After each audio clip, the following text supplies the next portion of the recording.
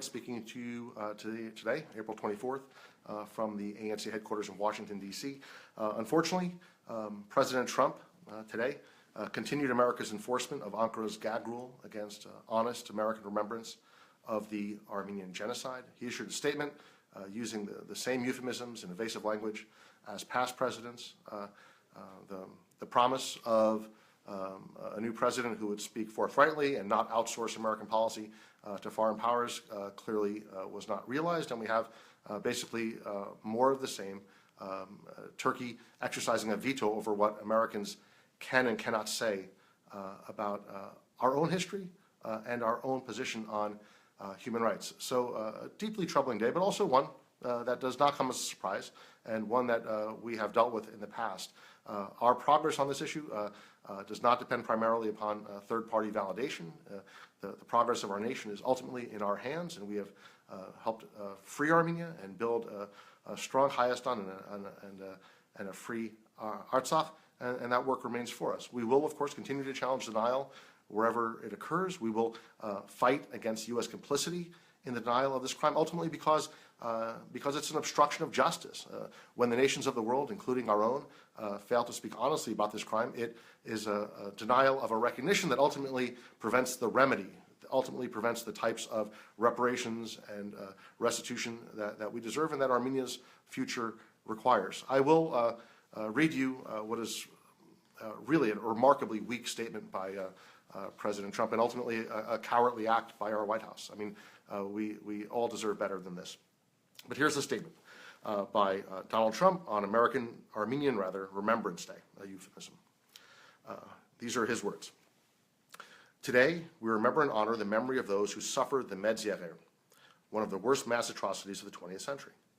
Beginning in 1915, 1.5 million Armenians were deported, massacred, or marched to their deaths in the final years of the Ottoman Empire.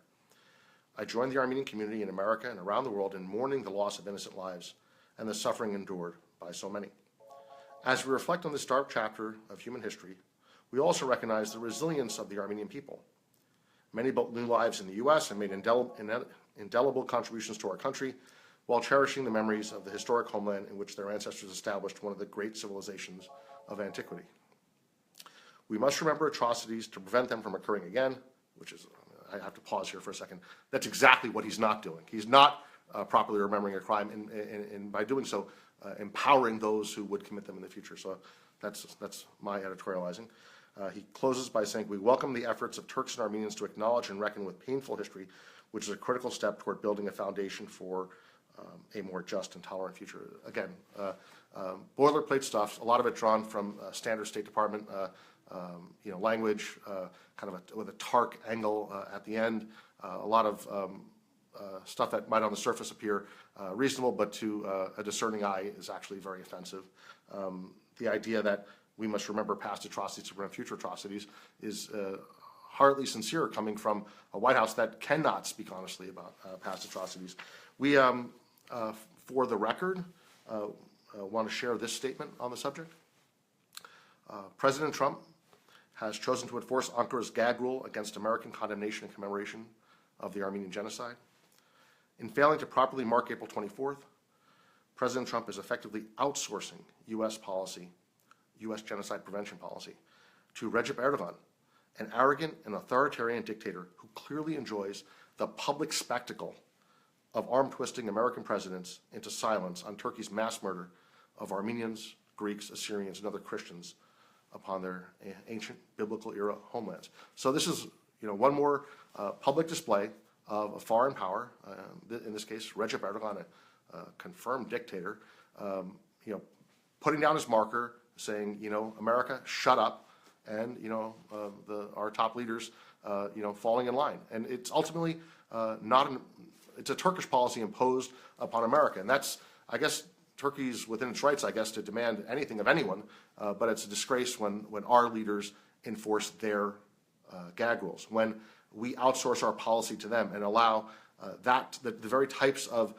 restrictions on free speech and remembrance that exist in Turkey to be exported to the United States and then enforced upon upon our government. So it's a sad day for the White House, a sad day for the president, a sad day for our community, but again, not a surprising one. So the work before us remains, and obviously, and we know what that is. We need to support The Promise, the film that's in theaters today.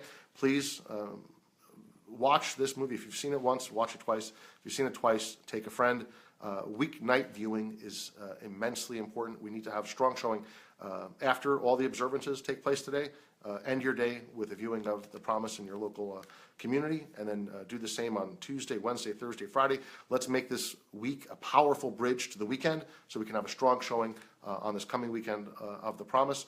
Our work continues as well with the Congress, and we have HRES 220, which has been introduced by members of the U.S. House, Democrats and Republicans. And that's a measure that simply says, let us learn from the lessons of this atrocity to prevent future crimes against humanity. The exact thing that our president chose not to do today, this legislation calls upon us to do. Let us be honest, and let us be forthright, and let us be sincere in saying, if we want truly to prevent future genocides, let us find in ourselves the courage as a nation to speak honestly about past genocides. The signal that we send when we lack that courage is that the dictators of the world have a free hand to do as they please, because American leaders, even if they talk big, and certainly President Trump has talked as big as anybody, right? For all that talk, when the rubber hits the road and a foreign dictator tries to enforce a gag rule, we enforce their gag rule on our people, and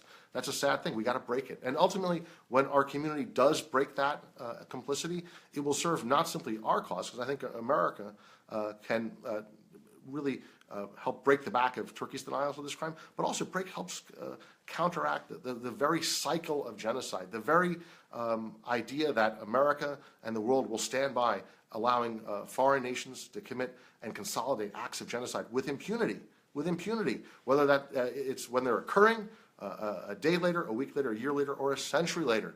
We must be the group that has we must be the nation rather, that has a zero tolerance policy for genocide of any type against any victims at any time.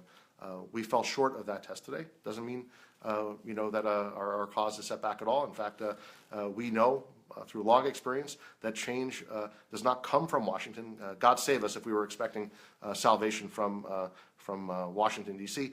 Change comes to Washington, and it does. And we now have 45 U.S. states that have recognized the Armenian Genocide. We have the major media all talking in very explicit terms about the Armenian Genocide. The quotes around Armenian Genocide are long gone. All the academic community, the scholars, the media and entertainment, we see The Promise in theaters, which has proven to be a remarkably powerful driver of awareness on this issue. So our progress continues, and it continues on the full range of the sort of the 360-degree array of issues that matter to us. Obviously, the genocide's a very profound issue, and today it's a very urgent issue for us. We challenge Turkey's denial of the genocide because it represents an implicit threat to Armenia's future security, because it represents a dangerous precedent that makes other genocides against other nations more likely. But our advocacy does not stop there. We're deeply devoted to building up Hayastan. We want to see a stronger U.S.-Armenia economic relationship, direct flights from the U.S. to Armenia, a tax treaty to help promote investment between our two nations, Millennium Challenge grants to promote education and scientific training in Armenian schools.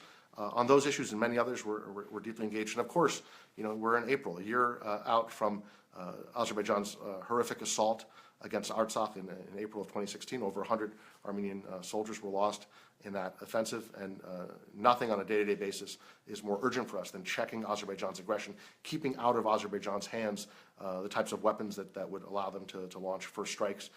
These are obviously profoundly important for us. All these issues together, the genocide issue, building up Hayastan, protecting Artsakh, and caring for our communities in the Middle East, they all are part of a unified agenda with one single goal. And that goal is to survive. And that goal is to be strong and be viable so that we hand off an Armenian nation to the next generation that is at least as strong and hopefully much, much stronger than that which we inherited. That is our goal. So, you know, we fight on. We know that our progress and our success ultimately rests in our hands. And with that, I would encourage you to please check out the President's official statement on the ANCA website, on the ANCA Facebook page, on Twitter. You can follow us as well on Instagram and Reddit and LinkedIn, all the various social media platforms.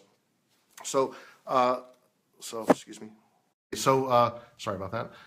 We're getting a lot of messages from a lot of folks, from the State Department to Congress, all concerned about, you know, and disappointed by basically a weak statement from the president. You know, President Trump delivered a remarkably weak statement. This could have been written by apologists for Turkey's denial. It's a way to sort of like carry forward the policy of evasive language and euphemisms, essentially U.S. complicity, Turkey's gag rule, carried forward from the past administration to the new administration. So again, change rests in our hands. So let's keep the fight up, please, on every front that I mentioned today, whether it's the promise, whether it's Congress, whether it's in the states, whether it's in academia, whether it's in your personal relations with friends and family, neighbors and work colleagues. It's raise awareness. Let's work together on this issue and all the issues that matter to the long-term viability and security of the Armenian nation. So with that, I'm sure I'll check back in a little bit later with a more detailed review, but we wanted to get you initial response as quickly as possible. You can, again, check us out on the ANCA page and the ANCA Facebook page. Thank you all.